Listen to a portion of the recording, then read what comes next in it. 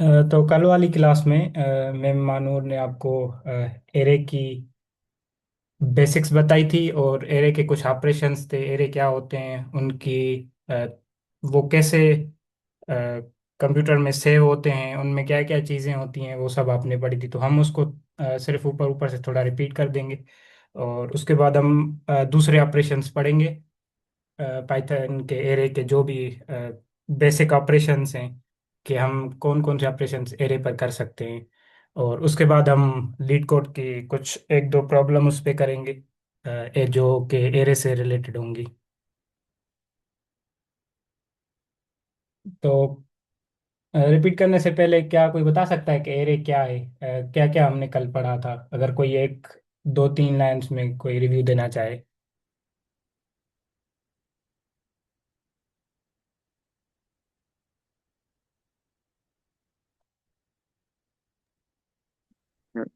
हमने ये पढ़ा था कि जैसे हम सोचते थे कि यानी कि एक डाटा हमारा जो है यानी कि जैसे हमारी एक पिक्चर होती थी वो हमारी गलत थी। डाटा हमारा जो है एड्रेस के पैरेलल जाके सेव होता है बिल्कुल एरे के अंदर।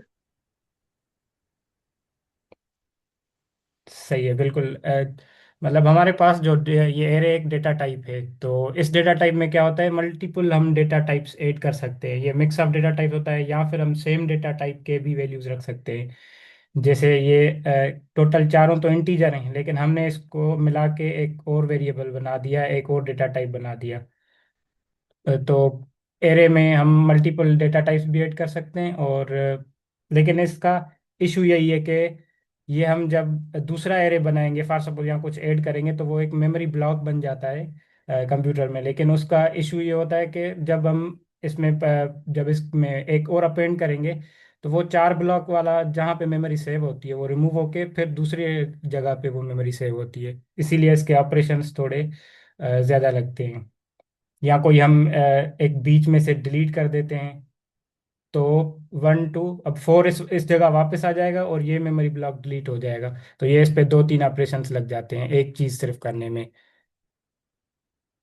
मतलब आपके और जो इंडेक्सिंग है वो क्या होती है? कि इंडेक्सिंग हम इस तरह कह सकते हैं कि जो हमारे पास एरे है उसमें ये होती हैं वैल्यूज। और वैल्यूज जो है हम एक्सेस कर सकते हैं थ्रू इंडेक्सिंग। मतलब यहाँ पे हमें इंडेक्स भी पता होती है कि जो यहाँ पे है यहाँ और एरे की इंडेक्सिंग जो है वो कहाँ से शुरू होती है, किसी को पता है? जीरो से। जीरो से शुरू होती है, बिल्कुल। और मतलब ये जो फर्स्ट वैल्यू है उसकी, वो उसका इंडेक्स जो हो जाएगा वो जीरो हो जाएगा। जीरो, वन, टू और थ्री। तो इसमें total indexes zero two three है। तो ये भी कॉन्सेप्ट सही है। और उसके बाद एरे की थ्री टाइप्स होती हैं कि एरे को हम पाइथन की लिस्ट में भी बना सकते हैं। एक एरे का मॉड्यूल आता है, उसमें भी हम जो है वो एरे कर सकते हैं। और हम नमपा एक लाइब्रेरी है जिसके थ्रू भी हम चीज़ें कर रहे होते हैं। अब इन तीनों जो है टाइप्स से आती है, तीनों वेज में हम अपना एरे बना सकते हैं। लेकिन जो डिपेंड करता है कि हम अपना काम कौन सा करें। फॉर एग्जांपल हम डीएसए की प्रॉब्लम कर रहे हैं, मेमोरी इफिशिएंट काम कर रहे हैं, तो हम ज़्यादातर उनमें ये एरे मॉड्यूल्स और पाइथन लिस्ट यूज़ कर रहे होते हैं। अब ये क्यों कर रहे होते हैं? क्योंकि इसमें एब्स्ट्रैक्शन नहीं होती। एब्स्ट्रैक्शन मीन्स के जो पीछे मल्टीप्लिकेशन हो रही होती है वो सारी हम थ्रू कोड ही कर रहे होते हैं। लेकिन नमपाई में कुछ ऐसे फंक्शंस मौजूद होते हैं जो डायरेक्टली हमें मल्टीप्लाई भी दे देते हैं, एडिशन दे देते हैं, या कुछ और चीज़ें भी जो ऑपरेशंस होते हैं वो कर लेते हैं। अब ये नमपाई वाले जो पाइथन के मतलब एरे का टाइप है, जो नमपाई की लाइब्रेरी से हम इंपोर्ट करते हैं, तो वो ज़्यादातर डेटा साइंस वाले, एआई वाले यूज़ करते हैं। क्योंकि उनको ज़्यादातर मेमोरी इफिशिएंट कोड नहीं लिखना होता, और वो उनका ज़्यादा फोकस ये होता है कि हमें रिजल्ट्स मिल सकें। अ, उसके बाद आपने एक इंपोर्ट पढ़ा के इंपोर्ट कैसे होता है, आपने इंडेक्सिंग पढ़ लिया। उसके बाद ये ट्रेवल्सर क्या होता है, किसी को आइडिया है?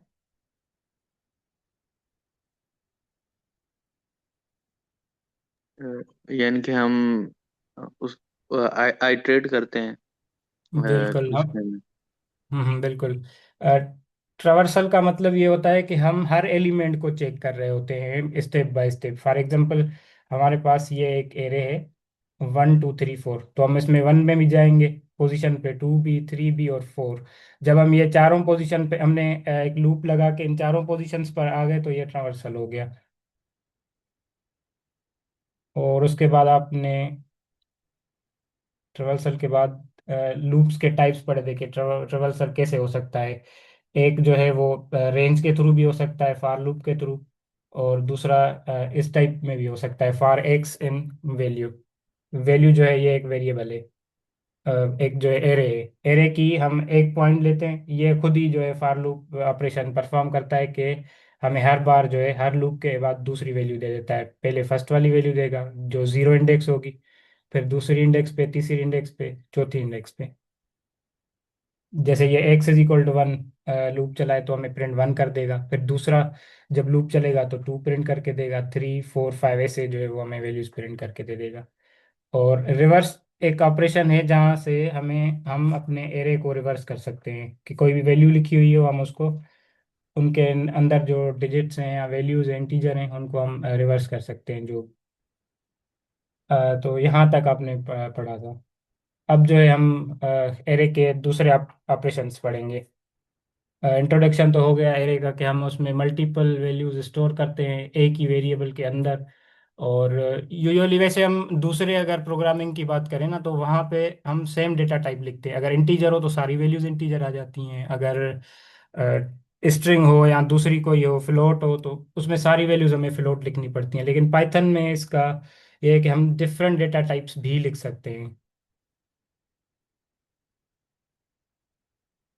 एरे को क्रिएट करने के लिए हम एरे का मॉड्यूल इंपोर्ट कर सकते हैं, ये आपने पढ़ा था। उसके बाद हम वैल्यूज को एक्सेस कैसे करेंगे। एरे को एक्सेस करने के लिए हम इंडेक्सिंग यूज करते हैं। फॉर एग्जांपल अगर हमने फर्स्ट वैल्यू जो है यूज करनी है या इससे एरे से उठानी है, एक्सेस करनी है, तो हम उसका इंडेक्स नंबर दे देंगे। इंडेक्स नंबर से क्या हो जाएगा, उस इंडेक्स नंबर पे जो वैल्यू होगी वो हमें प्रिंट होके मिल जाएगी। उसके बाद दूसरा ऑपरेशन है कि हम एलिमेंट्स को अपडेट भी कर सकते हैं। फॉर एग्जांपल मैं चाह रहा हूँ कि जो ये 20 है, इसको मैंने 50 में वैल्यू में कन्वर्ट करना है, तो मैं क्या करूँगा कि इसको वैल्यू असाइन कर दूंगा। एरे वही लिखा मैंने, उसके बाद मैंने इंडेक्स लिखी कि एरे की जो इंडेक्स 1 है उस वो किसके बराबर होनी चाहिए, 50 के बराबर होनी चाहिए। मतलब ये 50 वैल्यू जो है एक मैंने असाइन कर दी इस एरे की इस फर्स्ट जो है इंडेक्स पे। तो अब न्यू लेटेस्ट जो अपडेटेड एरे हमें मिलेगी वो 10 होगी, 50 होगी और 30 हो जाएगी। तो हम इस तरीके से हम अपडेट कर सकते हैं अपने एरे के कोई भी एलिमेंट को। उसके बाद है कि हम एलिमेंट्स ऐड कर रहे हैं।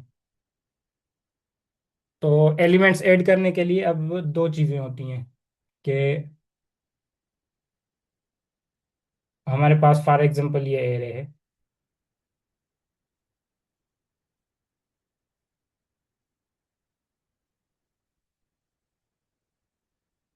फॉर एग्जांपल ये है। अब इसमें हम दो जगहों से जो है वो वैल्यूज अपनी ऐड कर सकते हैं। एक तो हम इसके लास्ट में वैल्यूज ऐड कर सकते हैं, या तो हम इसके स्टार्टिंग में वैल्यू ऐड कर सकते हैं, या हम कहीं भी बीच में भी वैल्यू इंसर्ट कर सकते हैं। तो इसके तीन टाइप्स हो जाते हैं। अगर हमें फॉर एग्जांपल लास्ट में एरे के साथ जो है कोई भी वैल्यू ऐड करनी है, तो हम जो है वो ये अपेंड वाला फंक्शन यूज़ करेंगे। अपेंड का मकसद होता है कि वो एरे में अगर मैं अपेंड कर रहा हूँ, फॉर एग्जांपल यहाँ पे ये है कि एरे में अपेंड हो जाए 60, तो यहाँ से नई एरे की वैल्यू हमारी क्या हो जाएगी, 0 2 4। और जो वैल्यू अपेंड में होगी वो वैल्यू एरे के लास्ट में आ जाएगी।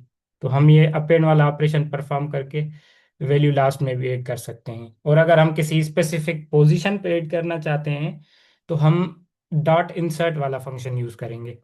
अब डॉट इंसर्ट वाले फंक्शन में दो पैरामीटर्स होते हैं। एक जो है वो जैसे फॉर एग्जांपल यहाँ पे 1 है और यहाँ पे 25 है, तो ये जो है वो वैल्यू को रिप्रेजेंट करता है कि कौन सी वैल्यू इंसर्ट करनी है। और ये जो है वो इंडेक्स को जो है वो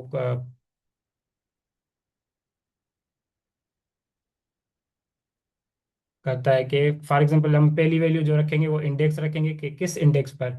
अब इसका इंडेक्स 0 है, इसका इंडेक्स 1 है, इसका इंडेक्स 2 है, हम चाह रहे हैं कि 1 के इंडेक्स पे रखें। तो 1 के इंडेक्स पे जब हम इंसर्ट करेंगे वैल्यू, तो ऑपरेशन कैसे हो जाएंगे, एक जीरो वहीं पे रहेगा। हम 1 की जगह क्या कर रहे हैं यहाँ पे, 25, तो यहाँ पे 25 आ जाएगा। और उसके बाद 2 आ जाएगा। और उसके बाद 4 आ जाएगा। लेकिन इसमें दो ऑपरेशंस परफॉर्म होते हैं। कौन से ऑपरेशन परफॉर्म होते हैं, पहले वहां पे जगह बनती है, जैसे फॉर एग्जांपल 0। और ये जो वैल्यूज हैं वो आगे शिफ्ट हो जाती हैं। फॉर एग्जांपल ये 4 जो पहले एक मेमोरी ब्लॉक बनते हैं इस तरह से, मेमोरी ब्लॉक बन गए, उसके बाद ये वैल्यूज पीछे हो जाती हैं। फॉर एग्जांपल ये 4 है, वो इस जगह आ जाती है। ये 2 है, वो इस जगह आ जाती है। यहाँ पे एक मेमोरी ब्लॉक खाली बन जाता है। अब यहाँ पे ये हमारा फंक्शन जो है फिर से इंसर्ट पूरे करता है कि यहाँ पे फॉर एग्जांपल हमने 25 इंसर्ट किया तो ये 25 आ गया।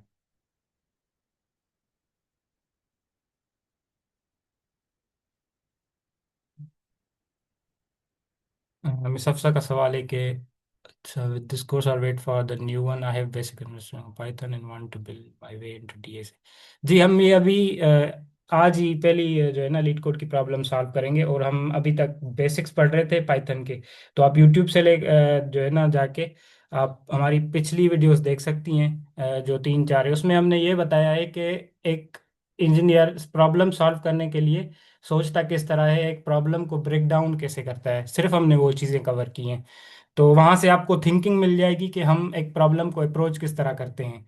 और आज से जो है वो हम पहली जो है लीड कोड की प्रॉब्लम सॉल्व करेंगे इंशाल्लाह, जो भी एरे के रिलेटेड होंगी। अब आगे जो आती जाएंगी, फॉर एग्जांपल एरे के बाद स्ट्रिंग्स आ गई या दूसरे टाइप्स आ गए, डेटा टाइप्स, तो उनके जो जो ऑपरेशंस आते जाएंगे वो भी हम सीखेंगे, उसके साथ हम लीड कोड प्रॉब्लम्स करते जाएंगे।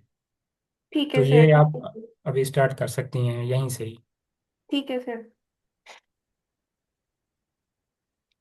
तो ये हमारे हो गए कि हम एलिमेंट्स ऐड किस तरह करते हैं। अब एलिमेंट्स में अब हमने देखा कि एक मेमोरी ब्लॉक बनता है, उसके बाद ये नंबर शिफ्ट होते हैं, उसके बाद ये नंबर ऐड होता है। तो यहाँ पे एक कंप्यूटेशनल कॉस्ट आ जाती है कोई भी इंसर्ट करने में पीछे। लेकिन सेंटर में या कहीं भी किसी भी पोजीशन, अब जीरो की पोजीशन पे करना हो तो भी इस तरह ही होता है कि सारे जो है ब्लॉक्स, मेमोरी ब्लॉक्स पीछे हो जाते हैं, उसके बाद एक आगे एक ब्लॉक बन जाता है, वहाँ पे एक वैल्यू इंसर्ट हो जाती है। उसके बाद हम रिमूव भी कर सकते हैं किसी एरे से एलिमेंट्स। वो किस तरह होते हैं, उनमें भी दो ऑपरेशंस होते हैं, एक रिमूव का होता है, एक पॉप का होता है। अब रिमूव क्या होता है, रिमूव क्या करता है, रिमूव वैल्यू हम रिमूव करते हैं। फॉर एग्जांपल हमारे पास एरे है 0, 20, 1 और 5।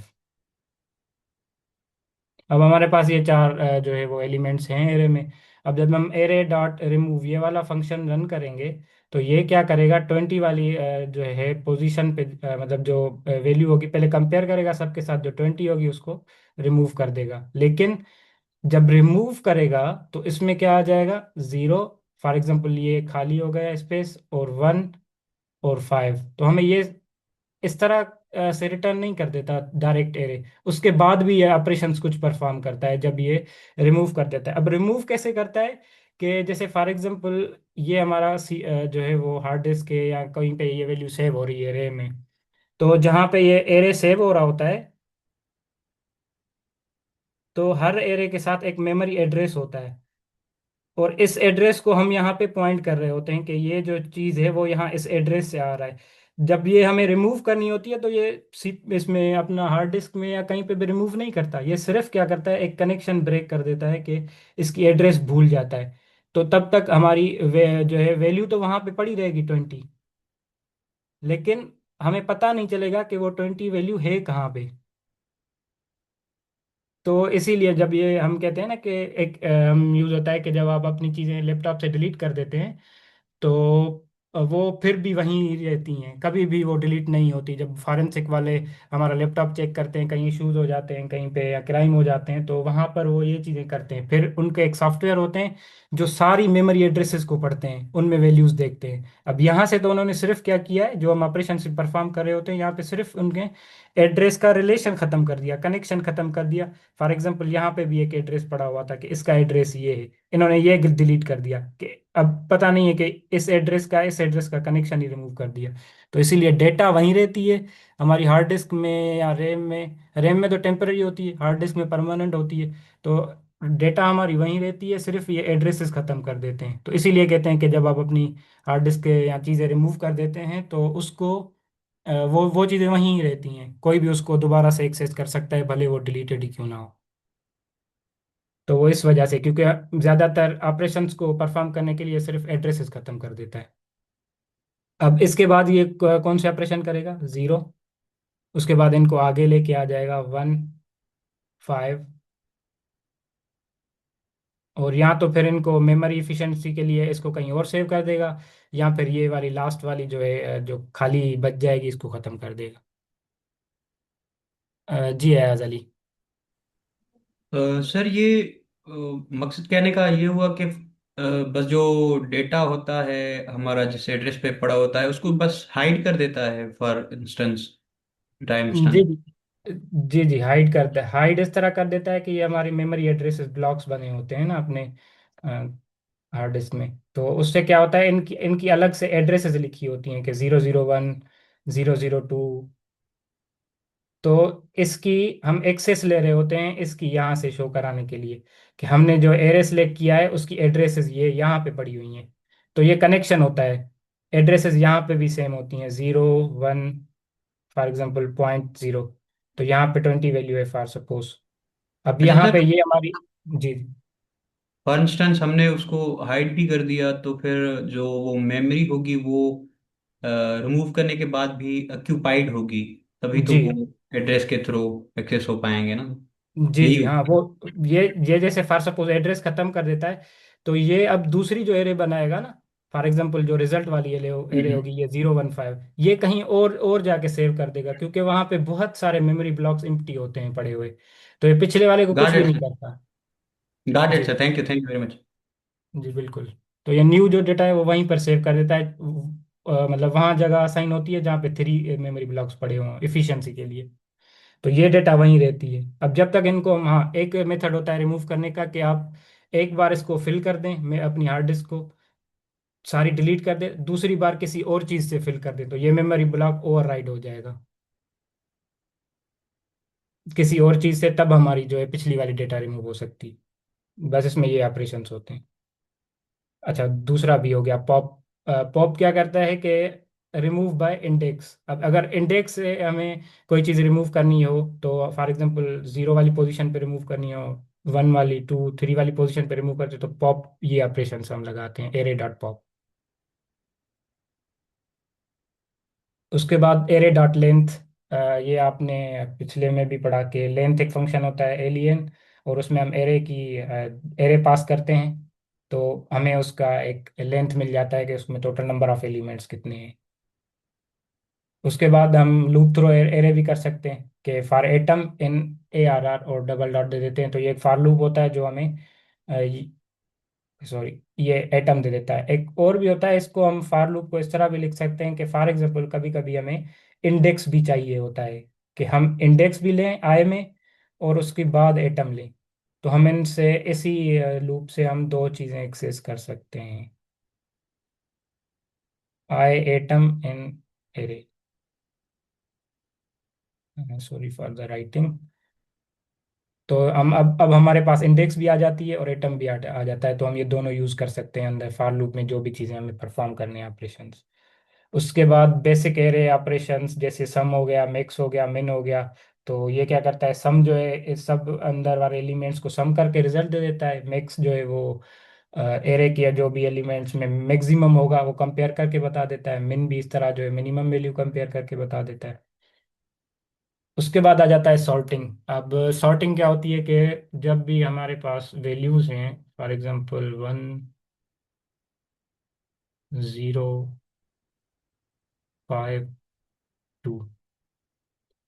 ये हमारे जो है वैल्यूज अरेंज्ड नहीं है, असेंड ना असेंडिंग ऑर्डर में ना डिसेंडिंग ऑर्डर में। अब वो ऑर्डर क्या होता है कि फॉर एग्जांपल जो मिनिमम हो वो पहले आ जाए या मैक्सिमम पहले आ जाए, तो वो असेंडिंग होती है, और डिसेंडिंग होती है। असेंडिंग ऑर्डर यही होता है कि सबसे पहले छोटा वाला आगे आ जाए। तो अगर हम इसको सॉर्ट करें तो इसको डिफॉल्ट सेटिंग में ये असेंडिंग ऑर्डर में आ जाता है, इस तरह से 0 1 5, ओ सॉरी, 0 1 2, उसके बाद 5 आता है। तो ये हो गया सॉर्ट असेंडिंग ऑर्डर में। अगर डिसेंडिंग ऑर्डर में तो वो उल्टा आ जाएगा, 5 2 1 और 0। तो ये दो ऑपरेशन हैं। और सॉर्ट में हम ये जो है एक पैरामीटर पास करते हैं कि रिवर्स जो है वो ट्रू हो, तभी जो है मतलब सॉर्ट असेंडिंग ही हो, लेकिन असेंडिंग का रिवर्स हो जाए तो वो डिसेंडिंग बन जाता है। ये हमारे ऑपरेशंस पूरे हुए। अब इन ऑपरेशंस पे किसी को कोई सवाल होता कि हम फिर आगे जाके ना वो कर चीज़ कर सकें, अपना लीड कोड के प्रॉब्लम सॉल्व कर सकें। यहाँ तक किसी को क्वेश्चन हो, कोई चीज़ समझ नहीं आई हो, या कोई कॉन्सेप्ट समझ ना आया हो।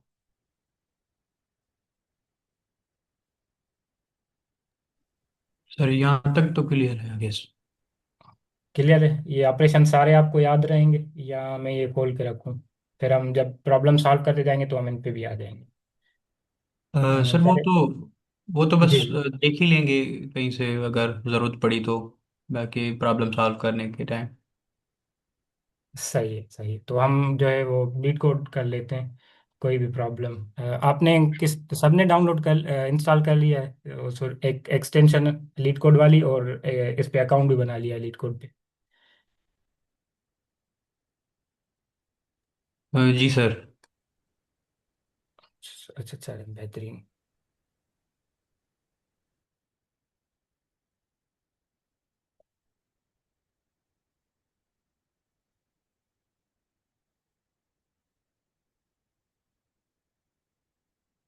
तो हम यहाँ पे ये लीड कोड जब हम लॉगिन करते हैं ना, तो हमें ये डैशबोर्ड मिलता है। यहाँ पे एक कॉन्टेक्स्ट चल रहा होता है।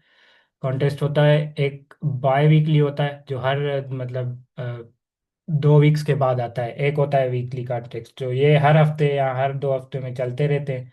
कुछ इसमें टफ होते हैं, जैसे बाय वीकली थोड़ा टफ होता है, लेकिन ये वीकली वाले आप आगे चल के ना 1 2 वीक में ये भी करना शुरू कर देंगे।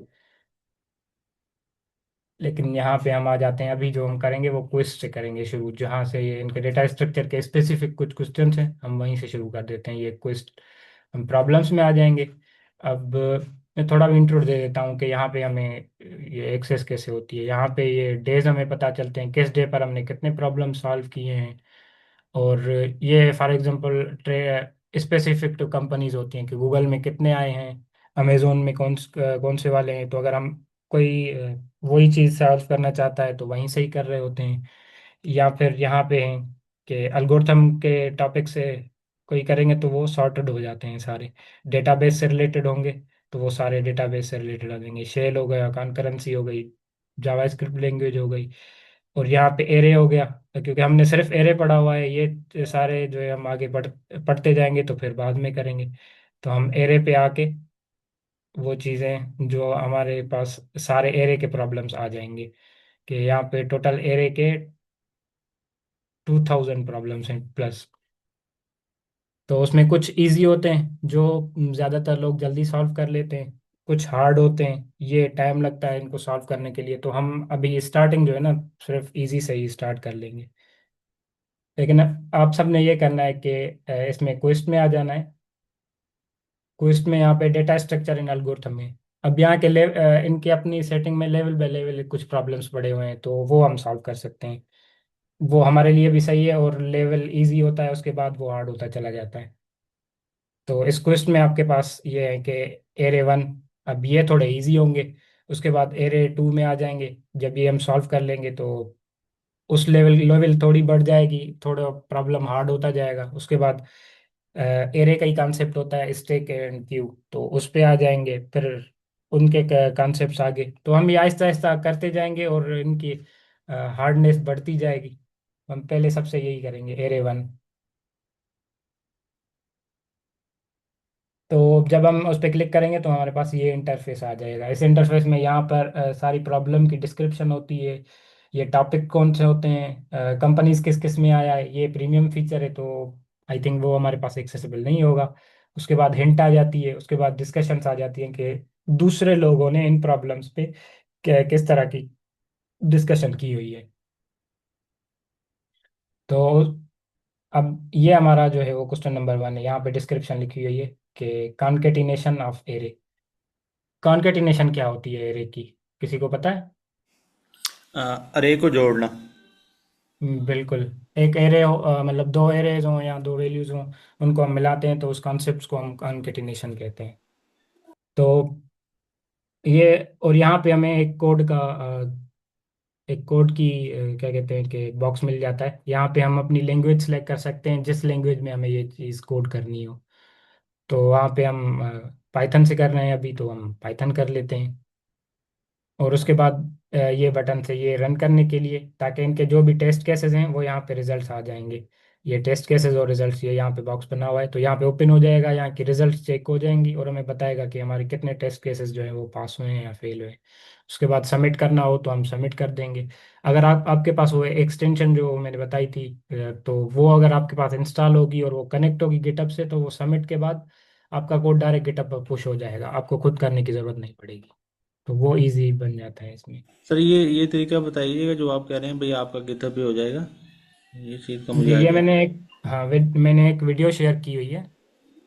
मैं आपको दिखाता हूँ। इसी में है। तो आप इसको पिन कर दें सर, तो जी मैं जी, ये दो वीडियोस जो है ना, ये मैंने सेंड की हुई थी कि लीड कोड को किस तरह सिंक्रोनाइज करते हैं, दो मेथड से। मैं इसको पिन कर देता हूँ। यानी कि इसका यही है जो हम क्वेश्चन डिलीवर कर रहे हैं वो हमारा ना गिटहब के ऊपर जाके वो हो जाएगा। जी जी हाँ, ये आपको बस सबमिट करेंगे तो डायरेक्ट वो गिटअप के साथ लिंक हो जाएगा। इसमें एक प्रोसेस बताया गया है कि किस तरह करना है। ये ठीक लीड है। कोड का इंट्रो अगर आपने देखना हो, अगर आप फर्स्ट टाइम कर रहे हो, तो ये आपको वो भी मिल जाएगा कि लीड कोड में किस तरह या कौन कौन सी चीज़ें होती हैं, और ये लिंक नहीं हो सर, मैंने जाएगा। गिटहब पे काम नहीं किया, मुझे पता नहीं है गिटहब का ना आइडिया भी नहीं है, बस मैंने प्रोफाइल ही क्रिएट की हाँ, थी। तो उसके बाद सही सही है। तो गिटहब का ये होता है कि गिटहब एक पब्लिक, ऐसे समझ लें एक स्टोरेज है, एक शेयर्ड स्टोरेज है जहाँ पे हम अपना कोड लिखते हैं, कंपनीज जो भी होती हैं यहाँ। तो उसमें क्या होते हैं, मल्टीपल डेवलपर्स एक साथ काम कर सकते हैं, तो इसीलिए उसकी ज़रूरत पड़ती है। क्योंकि फॉर सपोज मैंने ये कोड लिखा, अब आप भी मेरे साथ काम करना चाहते हैं इस कोड पे ही, तो आप नहीं लिख सकते इस कोड में, लेकिन गिटहब हमें ये चीज़ें फीचर्स दे देता है कि हम जो है वो 10 की टीम हो, 20 की टीम हो, एक साथ मिलकर हम ये चीज़ें कर सकते हैं। ठीक है। सही है, तो अब ये प्रॉब्लम कर लेते हैं। अब प्रॉब्लम क्या है कि सबको ये दिख रहा है या मैं जूम करूँ? आई थिंक प्रॉब्लम को हम मैक्सिमाइज कर देते हैं। चले, सवाल है कि गिवन एन इंटीजर एरे, हमें एक एरे मिला हुआ है इंटीजर्स का, नम्स के नाम से, ऑफ लेंथ एन, उसकी लेंथ एन है। You want to create an array, answer n इस जो है वो इसमें एक वेरिएबल है जो हम एक एरे क्रिएट करना चाहते हैं 2n की। अब एक एरे हमें मिला होगा एन एन नंबर ऑफ के, फॉर एग्जांपल हमें इसको हम माइंड मैप कर लेते हैं थोड़ा, ताकि हम समझ सकें कि प्रॉब्लम को हम ब्रेक डाउन कैसे करें और कैसे तरीके से माउंट मैप करें, जो हमने पहले पढ़ा हुआ है, ताकि हमारे लिए वो इजी बन जाए।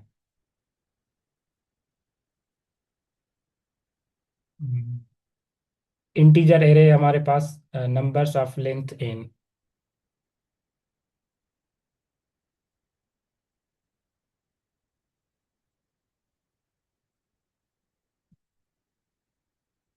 तो हमारे पास एक एरे है,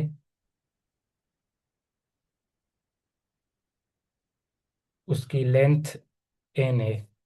ठीक है, ये समझ आ गया। अच्छा, प्रॉब्लम यहाँ से भी समझ आ जाएगा कि एग्जाम्पल्स में है ना, एग्जाम्पल है नम्स, उसमें एक हमारे पास एरे मिला हुआ है एन नंबर्स का। अब हमने क्या क्रिएट करना है, create an array of length n 2n। तो हमने एक एक आउटपुट क्रिएट करना है जो लेंथ 2n का हो। जैसे फॉर सपोज इनपुट हमारा 3 का है, तो आउटपुट हमारा 6 का हो जाएगा। ये 3 और 3 6 हो गए। इस तरह दूसरे एग्जांपल में भी यही है कि ये 4 है एरे की लेंथ, तो यहाँ पे ये 8 हो जाएंगे एलिमेंट्स आउटपुट में। तो हमने यहाँ तक समझ लिया। अब कंडीशन दे रहा है कि where answer of I is equal to nums of I. तो ये क्या है कि इंडेक्सिंग यूज कर रहा है कि जो पोजीशन है आई की आंसर में, और वो नम्स वाले एरे में जो पोजीशन है, मतलब ये नम्स हो गया, इसमें और इसकी जो भी हम इंडेक्स होंगी वो सेम होंगी। जैसे यहाँ पे 1 इंडेक्स पे 1 है, तो वहाँ पे भी 0 इंडेक्स पे 1 है। यहाँ पे 1 इंडेक्स पे 2 है, तो यहाँ पे भी 1 इंडेक्स पे ई 2 है। एक ये कंडीशन हो गई। और दूसरी कंडीशन क्या हो गई कि आंसर जो है उसमें आई प्लस एन, जो नंबर ऑफ एन है और उसमें आई ऐड कर देंगे तो वो भी नम आई के बराबर होगा। मतलब ये फॉर एग्जांपल 0 वाली इंडेक्स है, तो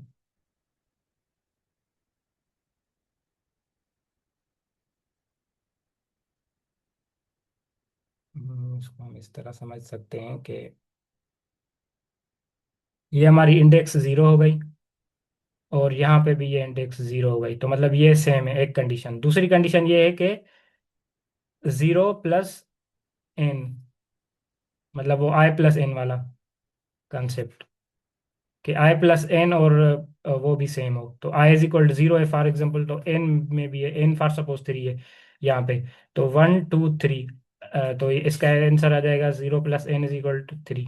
तो 3 वाली इंडेक्स पे 0 1, ये 0, ये 1, ये 2, और ये 3। तो ये वाली और ये वाले नंबर जो होंगे वो सिमिलर होंगे इसके। और ये दूसरा वाला जो होगा फॉर एग्जांपल इंडेक्स 1 पे, तो वो इसके बराबर होगा, ये 2 और ये 2। तो ये दो कंडीशंस हमें मिली हुई हैं। और ये कहाँ तक चलाना है, n is greater than, n is less than i, i is less than n. तो ये 0 इंडेक्स दे इसीलिए, क्योंकि 0 से स्टार्ट करता है। फॉर लूप चलाना है फॉर 0, और वो कहाँ तक चलाना है, आई इज लेस देन एन तक।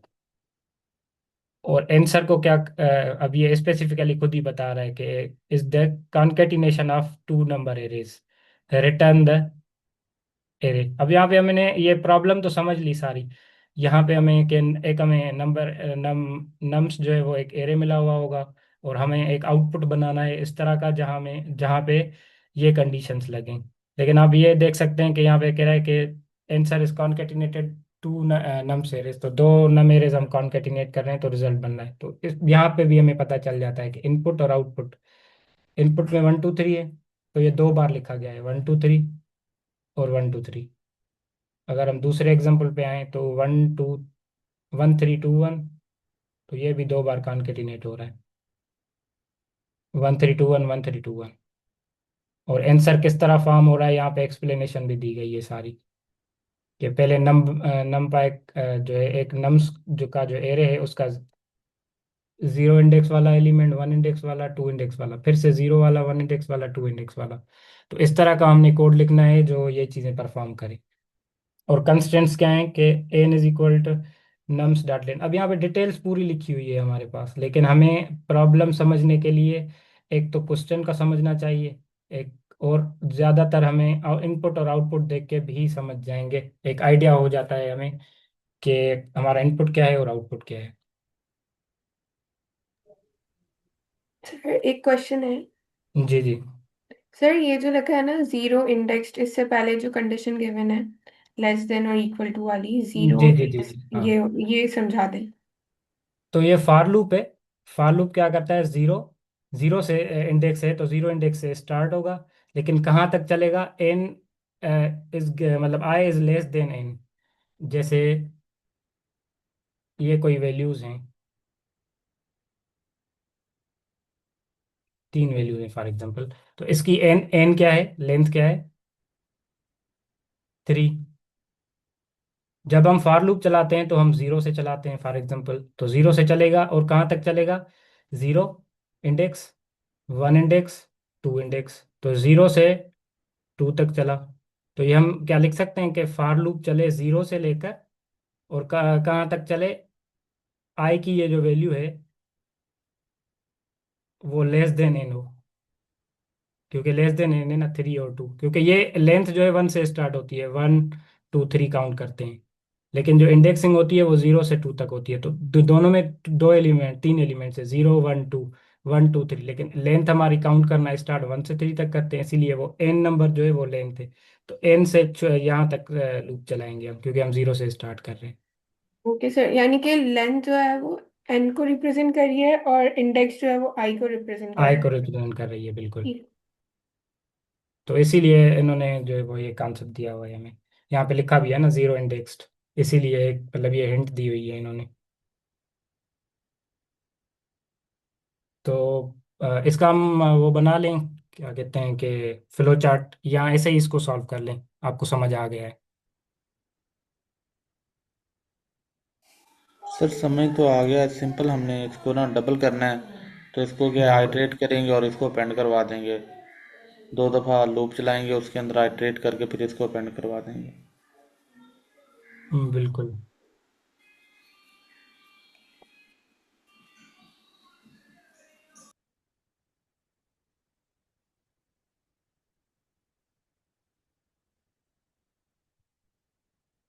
तो वो सेम हो गया कि फ्लो चार्ट हम बनाएंगे ना कोई भी, कि एक प्रोग्राम स्टार्ट होगा,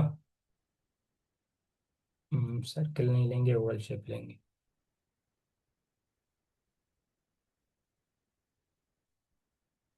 और स्टार्ट होने के बाद हम यूज़र से एक इनपुट लेंगे, फॉर एग्जांपल हो गया, वो तो हमें एक फंक्शन में मिली हुई है पहले से ही, तो हम वो भी कर देते हैं। चलिए,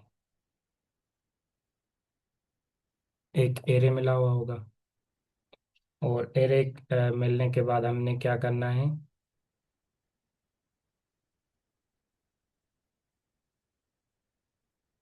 अच्छा सॉरी, इनपुट आउटपुट के लिए पैरेललोग्राम यूज़ करेंगे हम।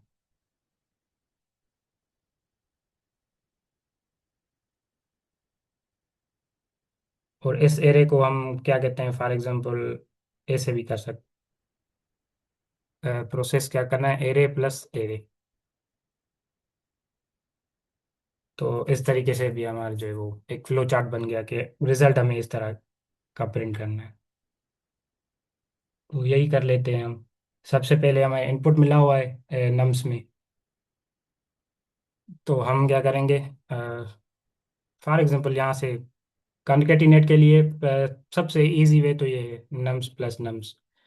तो ये एडिशन क्या करती है कि ये दोनों को कॉन्केटिनेट कर देता है। फॉर एग्जांपल हम यहाँ से इसको चला के देखते हैं, तो ये देखें कि मतलब क्वेश्चन कितना बड़ा है और इसका आंसर कितना वो जो है बहुत छोटा है। फॉर एग्जांपल इसको हम रन कर देते हैं, तो यहाँ पे रॉन्ग आंसर आ गया। क्यों आया, किसी को आइडिया? क्योंकि यहाँ पे केस 1 भी फेल हो गया, केस 2 भी फेल हो गया।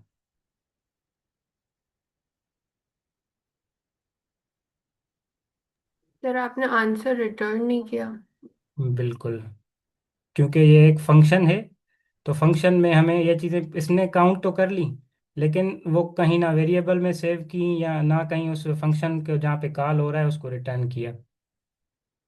मतलब आपके कॉन्सेप्ट्स जो हैं वो सही हैं, तो हमने जब ये रिटर्न करेंगे उसके बाद हम रन करेंगे, तो इस तरीके से हम इसको अपडेट करते जाएंगे, रन को टेस्ट को रन करते जाएंगे, तो ये हमें सारी रिजल्ट्स भी बताता जाएगा कि हमारा इनपुट ये था, आउटपुट हमारा ये आ गया, और एक्सपेक्टेड आउटपुट भी यही था।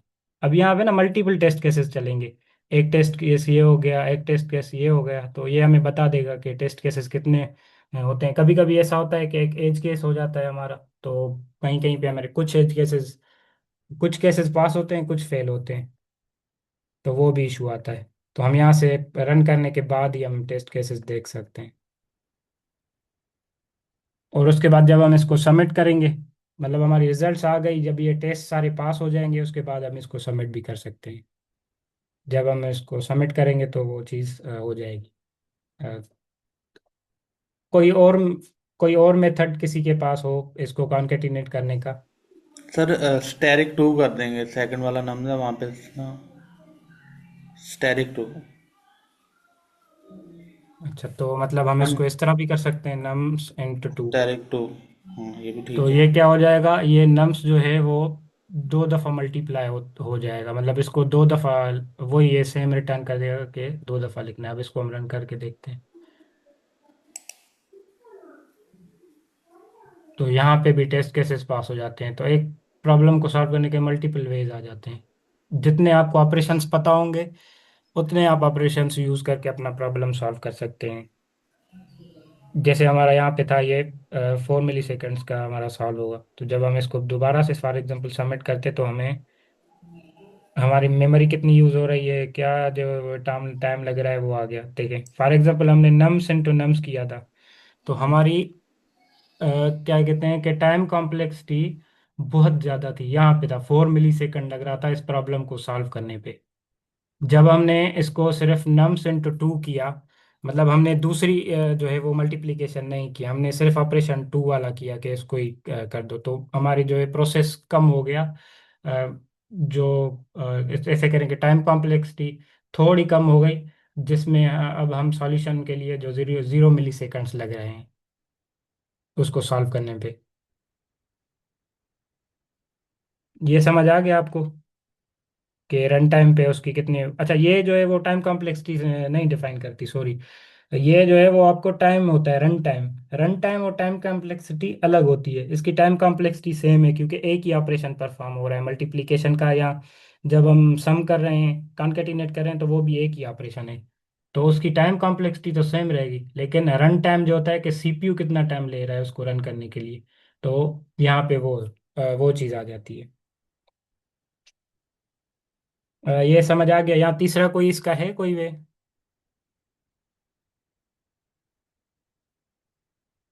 नेक्स्ट आई थिंक मेरे ख्याल में लूप का मेथड भी यूज होता है, लूप से भी हम कर सकते हैं आइटरेट हम करके। इसको बिल्कुल हम इसको लूप के भी थ्रू कर सकते हैं, लेकिन वो इफिशिएंट ज़्यादा नहीं रहेगा। फॉर एग्जांपल एक फॉर लूप चलाया हमने, same he atom and array. अब यहाँ पे आ जाएगा नम्स, और हम इसको जो है वो सम करते जाएंगे। सम नहीं करते जाएंगे, जो हमारा एटम होगा अपेंड करेंगे इसको, उसको हम अपेंड करते जाएंगे। Item dot append. ऊपर फॉर एक एग्जांपल यहाँ पे हम एक वेरिएबल ले लेते हैं कि रिजल्ट का result is equal to empty array. Empty array दे दी, या हम एम्प्टी एरे नहीं इसको नम्स दे देते हैं तो भी ये हो जाएगा। तो उसके बाद हम सॉरी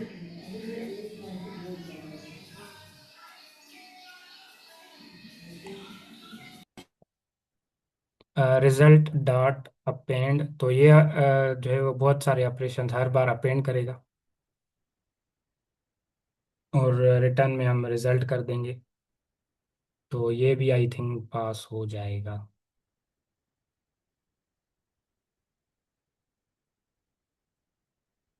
लेकिन इसमें क्या इशू आया, memory limit exceed.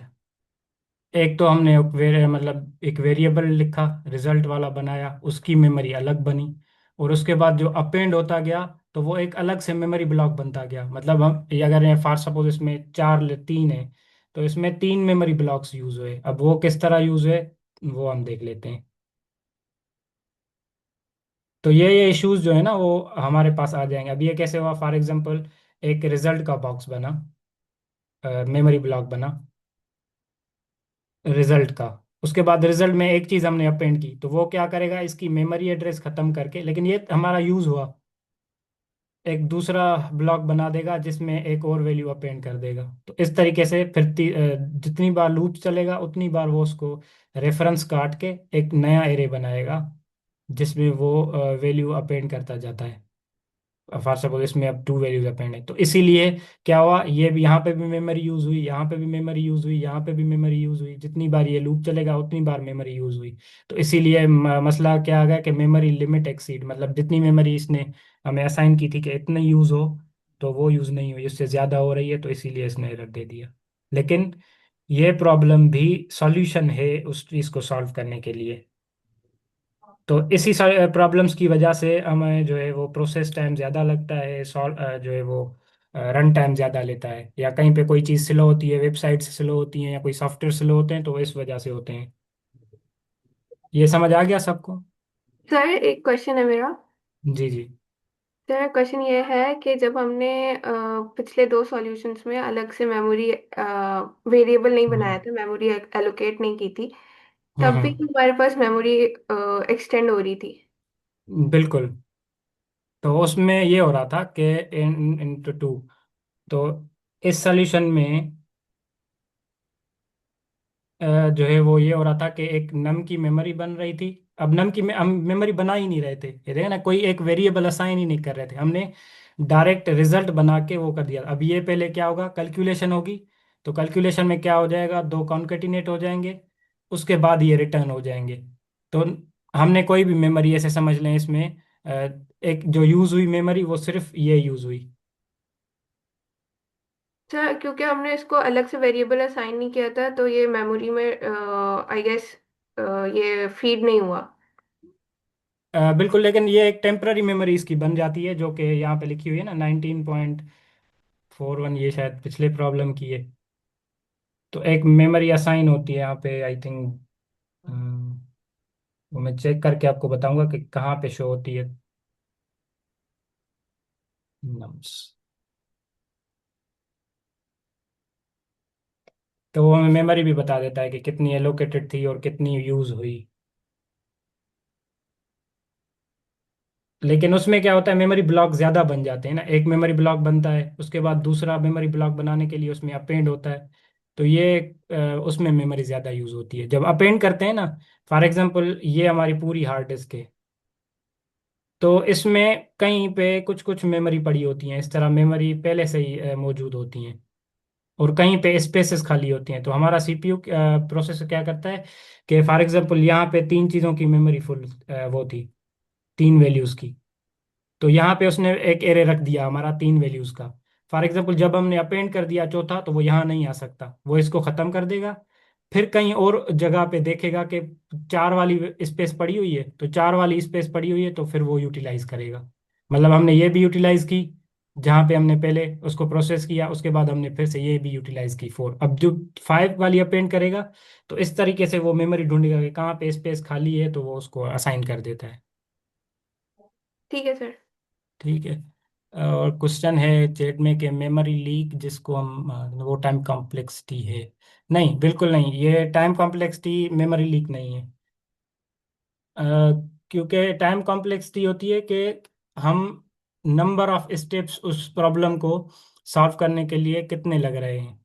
For example हमने लूप लगाया, ये लूप लगाया, तो इसकी कॉम्प्लेक्सिटी क्या हो गई, क्योंकि ये नम से एटम एटम जो है वो नम एन एन टाइम्स चलेगा। फॉर एग्जांपल इसकी टाइम कॉम्प्लेक्सिटी क्या होगी, ये एक ही बार में रन होगा ना, एक ही बार असाइन होगा, तो इसकी 0 एंड 1 हो जाएगी, ओ बिग ओ ऑफ वन। और इसकी क्या हो जाएगी, बिग ओ ऑफ एन। और इसकी क्या हो जाएगी लाइन की, बिग ओ ऑफ, ये अपेंड एक बार कर रहा है तो एक बार अपेंड कर रहे हैं फॉर सपोज।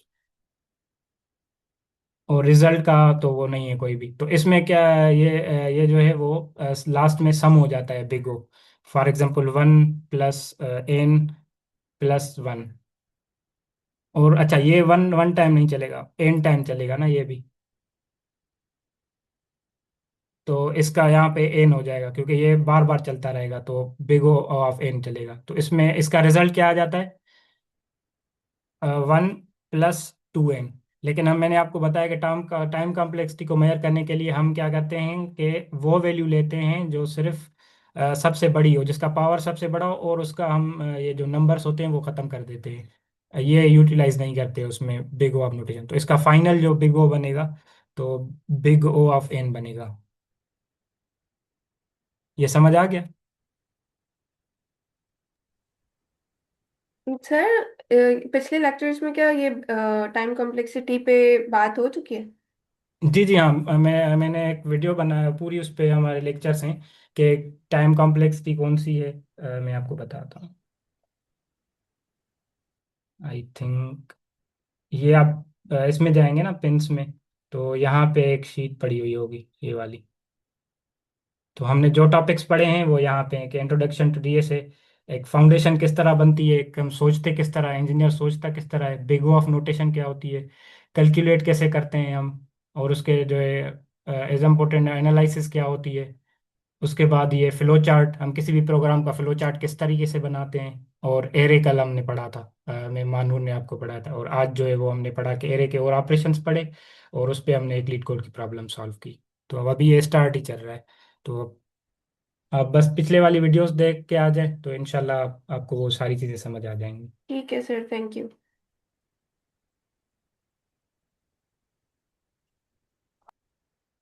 तो ये प्रॉब्लम तो हमारी सॉल्व हो गई। उसके बाद हम दूसरी प्रॉब्लम पे आ जाते हैं। टाइम है नहीं, आई थिंक टाइम नहीं है, तो ये दूसरी प्रॉब्लम आप ट्राई करें, ये फर्स्ट वाली भी। और आई थिंक ये है दूसरी, शफल द एरे। एरे को शफल किस तरह करते हैं, ये भी आप प्रॉब्लम समझें। और ये आप सॉल्व करके अगर ग्रुप पर शेयर करना चाहें तो भी बेस्ट है। तो नहीं तो कल इस पे जो है वो हम इसको दोबारा से करेंगे, नंबर 2 और 3 को। कोई सवाल हो किसी को?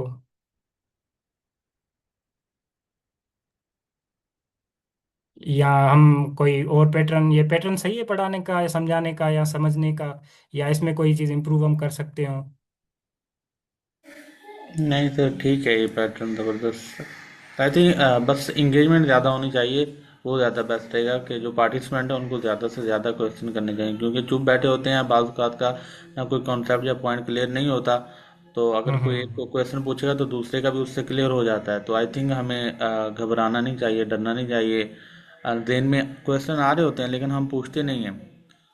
तो बिल्कुल। हमें क्वेश्चन लाजमी करना चाहिए, कैसा भी क्वेश्चन हो, लाइक वो बोंगा भी क्यों ना हो, तो हमें लाजमी क्लैरिटी के लिए कर देना चाहिए। सर आप बस बिल्कुल। एक चीज ये कर सकते हैं कि आप अप्रिशिएट करें क्वेश्चंस को। जी जी बिल्कुल, इंशाल्लाह। इन एप्रिसिएशन तो सबकी होती है, क्वेश्चन आप कोई भी हो ना, तो हम भी आपके क्वेश्चन से सीखते हैं और हमें भी एक आइडिया मिल जाता है कि इस तरह भी हम सोच सकते हैं। तो हम सबका ना सोचने का तरीका डिफरेंट होता है, तो इस वजह से ना हमें बहुत सारी चीज़ें सीखने को मिलती हैं। इसीलिए टीम वर्क को जो है वो प्रेफर किया जाता है हर जगह पे। चलें फिर इंशाल्लाह आप भी ये जो है वो इस प्रॉब्लम को सॉल्व करके एक प्रॉब्लम, या इसका एक, अगर आप सॉल्व नहीं कर पा रहे तो एक फ्लो चार्ट बना दें, जिस तरह ये एक फ्लो चार्ट बनाए कि वो एक किस तरह बनता है। उसके बाद आप कोड लिखना शुरू कर दें तो भी अच्छी बात है। तो ये अब हम इस प्रोसेस के थ्रू जाएंगे ना तो हमारा हर प्रॉब्लम सॉल्व हो सकता है डीएसए का। चलें, बाकी स्लाइड्स वगैरह में आई थिंक ये इतनी इंपॉर्टेंट तो नहीं है, लेकिन मैं शेयर कर दूंगा आप सबके साथ।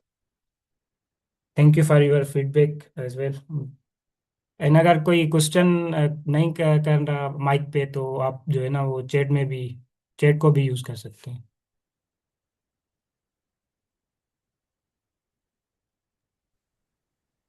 चलिए ठीक है, शुक्रिया। अल्लाह हाफिज़। थैंक अल्लाह यू सर, हाफिज़। अल्लाह हाफिज। अल्लाह हाफिज़।